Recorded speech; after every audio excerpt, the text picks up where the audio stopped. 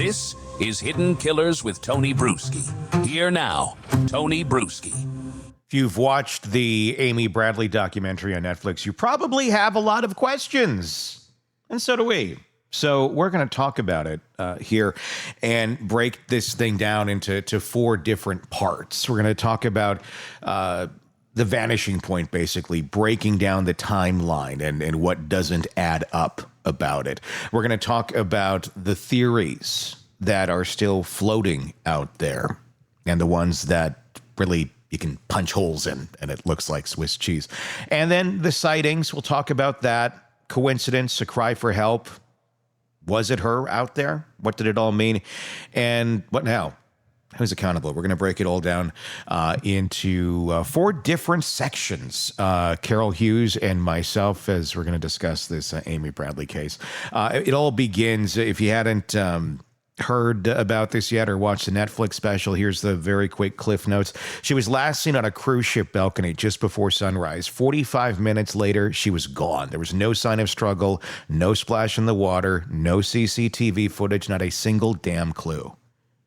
And this chapter that we're unpacking here, the exact timeline of events and exposing the gaps, those maddening blank spots where accountability should have been, we're going to ask the questions. You know, the Royal Caribbean never seemed to be in a rush for an answer. Like, who was awake? Who knew before they were supposed to? And how the hell does a passenger disappear from a floating hotel without triggering an all-hands-on emergency? So let's get into the moments that made the vanishing possible and maybe preventable. She was just gone. She was gone out of nowhere. The timeline shows they went to bed. She was out on the balcony. Everybody gets up. She's not there anymore. There's so many pieces to this. Carol, I mean, what's been the most suspicious detail in this timeline that has stood out to you?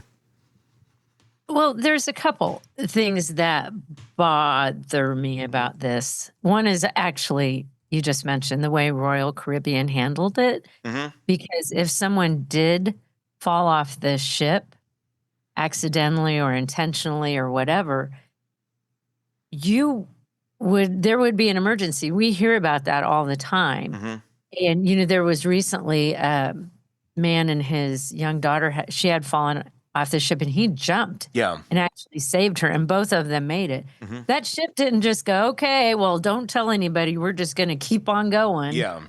You know, you wouldn't just go ahead and dock and start letting people off the ship. I just felt like their response to it was very much like, yeah, she's on here somewhere. Mm-hmm. And they didn't take it as the emergency that it really was. Mm-hmm. That really bothers me. And that's where I wonder, I mean, did they... Because, look, people on these cruise ships, they're going to say, I can't find so-and-so. They're missing. I'm sure this happens all the time. And they turn up. They turn up, you know, within a matter of, you know, hours. They did have 2,000 some passengers that were about ready to disembark for their day, and they were on there ready to go. Should Royal have said, nobody's getting off the ship till we find this person? Or... I would imagine at that moment in time, I'm just playing devil's advocate here, Royal thought, this is another one of the many, you know, I can't find my daughter. We don't know where she is. Well, she's an adult. Maybe she was out partying. Maybe she hooked up with somebody last night. And you just, I mean, I'm guessing that's kind of what Royal was thinking. And that's why they didn't make this a holy shit, because the gravity of the situation was not known at that time. And it wasn't known by the family either to know that they're never going to see her again. At that moment, it was just like, it was a couple hours. They knew that she was gone. I don't know. I'm not shocked that Royal Caribbean did what they did. And I'm not sure of the timeline of when exactly they told Royal Caribbean. Well, here it is. Let me lay that out for you. So 5:15 was the last confirmed sighting. Amy's father, Ron, woke up briefly, sees Amy sleeping on the balcony lounge chair, closes his eyes and goes back to sleep. So she goes out there later in the early morning hours and goes to sleep on the balcony. So that's 5:15. At 6 a.m., Ron wakes up again and discovers that Amy is missing. Her flip-flops, her ID card, the cabin key, they're still in the room, which is rather odd because if you're going to leave there's your a room, shirt that she was wearing that's laid on a chair in the room. only her cigarettes and lighter are gone. Just strange. The family immediately began searching the ship. They were checking the public decks and the infirmary, everything. 6:30 a.m., the family reports that she's missing. So there's your timestamp there. Okay. At 6:30 a.m. I don't think they were disembarking yet. They were might have getting started ready to. Barking at 7 or 8. So you don't usually get off the ship at 6. The ship gets noticed at 6:30 a.m., okay? It's not like person's been missing for a day or two at sea. 6:30 a.m. they're known. Like they're getting ready for disembarking. I mean, everything is in place. The disembarking probably hasn't started, but they're working and they're about ready to go. Yeah, they're ready to go. This is where you're at dock at port and you're looking out and you're seeing everybody on the dock working and doing their stuff. Things are coming and going off the ship. So things are coming and going off the ship at that point in time before official disembarking, which I think is important in the conversation. So they notified them and they requested a full lockdown and public announcement. Now, you can request whatever you'd like, but you only noticed an hour and a half ago that your daughter was missing, an adult was missing. I think it might be a bit of a steep request to request the full ship to go on straight lockdown. At that second, they have policies for it, and right or wrong, they do of what they are. But I think that's a bit of a reach, considering she's an adult. If it was a minor child, I think you have a different situation going on. But yes, understand that point. I do think there is a possibility that she could have gone overboard. Yes, that's why I think that Now, I think today, maybe, the ship would take that much more seriously. I don't know. I don't know the answer to that. I don't know if in 1998 it was like, come on, things were different back then. But the set that, the idea that, okay, well, let's say she did go overboard. Why would Royal Caribbean then stop everyone from disembarking and going on their excursions and everything? Well, I think, you'd want to investigate this. Well, they did, really ship? And then they did start looking around. They did investigate, but I mean, it took time to kind of get all that stuff in order. They can't just be like, press a button, here comes the divers. You've got thousands of people. Yeah, that are wanting to go and do their thing, and they don't know anything about this. It would possibly cause some mass panic if you were to go on the ship's system and say, by the way, there's a person that's missing and we're not leaving the ship. It would turn the ship into a game of Clue.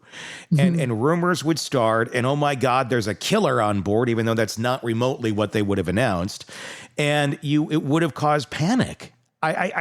I'm not trying to stick up for Royal Caribbean here, but I'm just sticking up for the timeline of events. This was right as they're getting ready to disembark people. People are probably getting in line already for this because they want to be the first ones off the boat. Again, this was within an hour and a half of this happening of disembarkation. So I don't think it was crazy that they disembarked the ship.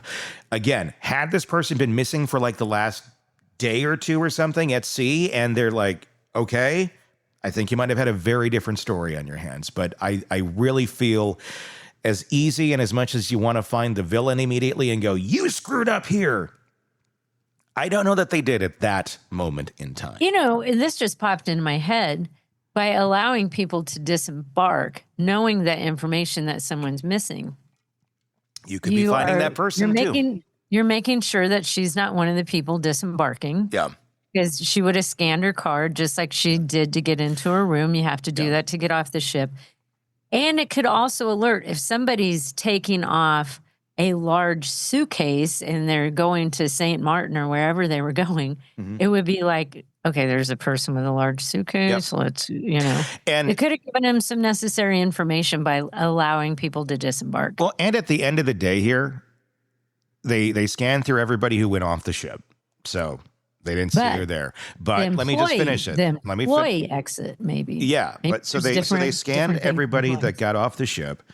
And then that allowed them to do a thorough search of the ship with less people on it. So if there's someone out there, they were able to do that by 12:15. But they also had cleaned their room. Yes. That was weird that they were allowed to clean the room. But at that moment in time, nobody is thinking this is something that extreme. Obviously. That's it. It's not anyone's mind. She's only been missing for a few hours on a cruise ship, and she's an adult, and she was out, partying and drinking the night before. It's not crazy to think she's in someone else's room, passed out. Mm-hmm. That is not a ridiculous idea. I'd be worried just like that family is, but again, I don't think it would be cause to, completely stop everybody from getting off the ship. And I think the ship made the right call by sorting through the people that went off, then allowed them to look in everything. So by 12:15, it's not like the cruise ship didn't do their job to an acceptable, I would think, extent at the beginning. By 7:50, it took him a while to get the announcement out. I will say that. And it was very, would Amy Bradley please come to the purser's desk? Passengers are already disembarking for Curacao at that moment. So no security measures are implemented to stop passengers or crew from leaving. But like you said, they're going through a checkpoint to get out and off the ship. Mm-hmm. So you would get that.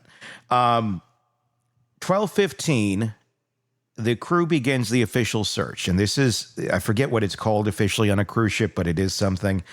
And it's where they have to basically search every inch of the ship, every cabin, everything. And every person on board, every crew member has an area that they are assigned to be looking into. So they did that.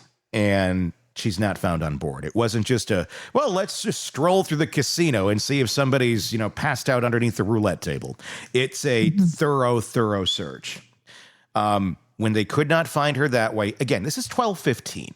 So we're talking within a few hours of all this going down that they did do all this. They didn't say, well, maybe, in a few days we'll do that search. They did it within a few hours. And it could have been easier with a lot of passengers. Not everybody gets off the ship, but a lot of passengers did. It'd be far easier with less people on board. Yeah. So that's how they did it. And then the captain notified the FBI and the Coast Guard. So that is how the initial part of all of that went down. Now, there's a lot more to it, obviously, as the search began, and then the cruise ship departs, and we'll go through all of that as we continue on here. There's just so many questions about the beginning of this. At the end, now that you know the timeline, and it's not like over sensationalized in a Netflix doc, does it make more sense that to not be outraged at Carnival or at Royal Caribbean at that moment in time? I think there's other slip ups later, so I'm not completely saying you're all off the hook. But I think initially, I don't know what more appropriate reaction would have been given the circumstances at that moment. And I just think that there was a high possibility. There should have been considered to be a high possibility that she went over. Mm-hmm. And so I'm assuming they looked around there. But, as far as searching the ship and everything, I think they did what, because that did allow them to say, no, but she got off the ship at 8:25. Yeah. It would have been some good information for them, actually. To know that her card was not scanned to leave the ship. Yeah. And I think employees kind of have to go through a similar process as far as getting off the ship. Mm-hmm. Because that's a thing. If she did get off the ship, which is obviously a theory, it would have had to been through another way that they're not scanned. Or the only thing I could think of to get off the ship would be like an employee had somehow stuffed her into an oversized bag. How else are you going to get her off the ship? And I got some thoughts on that, and we'll get to that in a little bit, the what ifs and all of that. But I do think that they did what they could. Yeah, and just, I mean, look here more at the timeline. On the 24th, this happened on March 24th. The Dutch Caribbean Coast Guard launched a 4-day sea and air search using helicopters and planes. So the same day that they went and said, she's missing, you have helicopters and planes out looking. So that's, I think I'd be happy that you got this. The U.S. Coast Guard joined the FBI and the investigation. Royal Caribbean chartered a private boat to help with search efforts. And they searched over 200 square miles between Aruba and Curacao. No evidence was found, no body, no clothing, no debris.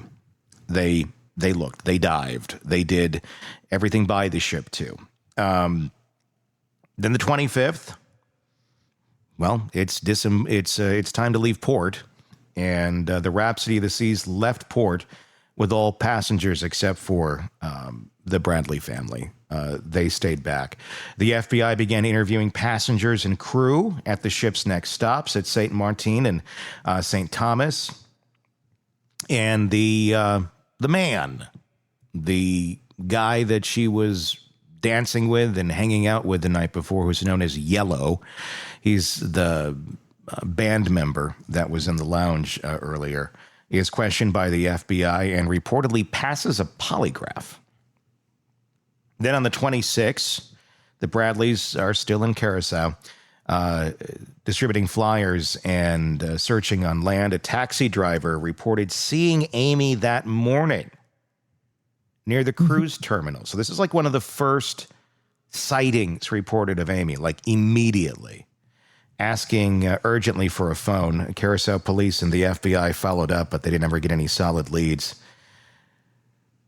In April of 98, there was a possible encounter when, while in Curacao, a person believed he heard Amy's voice yelling his name from a passing van. He and Ron Brad believed that. He and Ron chased the vehicle down, but they only found a man driving. And then there was other sightings as well that go on through time where some believe that she was trafficked. There was a man that went in and found out this woman's name. She said who she was, and he didn't want to get in trouble. And he was a U.S. Navy petty officer, so he never reported it. And that was back in January of 99. So that's a bit of the timeline of what happened, and we didn't go into all of the sightings there yet, but we'll continue to go into that as we break this down a bit more. I mean, what are your thoughts there on that timeline? I mean, do you think she was alive? Do you think the idea that she drowned and people are just making bad IDs on people out there? That could be. I mean, you hear of that all the time in missing persons cases. Mm-hmm. You know, I saw that person. You know, whenever anybody's missing, they get hundreds of tips. I saw them here or there, and you know, they track down the tips, and frequently they're not correct. The people on the documentary seemed very convincing to me. I thought that they really felt like they saw her. One other thing too is at that time that she went missing, between like 5:30, 6 a.m., somewhere in there. That ship would have been so close to port, if not at port. Yeah, they would have been really close. So had she gone over, I would think she would have been found. And I don't think they would have been far out at sea based on the timeline. Yeah, I think it would be different if they had Fun Day at Sea and she's out in the middle of nowhere. Yeah. But they would have been pretty close to the dock. I think they would have found her. I agree. And the more convincing part of anything, it's the identifications of her that people have had or suspected sightings of her. The same tattoos. That's a key part. It's one thing to go, oh, this person resembles that person, maybe, I feel like from day to day, I kind of resemble the person I looked like yesterday, and like it all, we all change a bit. But if you got those tattoos and it really looks like the similar person, you very likely have the same person. Mm-hmm. And that's the thing about this case. But the one thing that I'm just totally stumped by is if she did not go over, how did she get off the ship? Because you and me couldn't get off the ship without scanning our card. We can't go to some employee exit and they're really close by where we exit. Mm-hmm. It's not like it's on the other side of the ship. They'd be walking out into water. Yeah. So it's usually just really close. But they also have to get scanned because they need to know what employees left the ship that day. So it's a similar process for them to get off the ship. Want more on this case and others? Then press subscribe now and don't miss a moment of true crime coverage from Tony Brueski and the Hidden Killers podcast.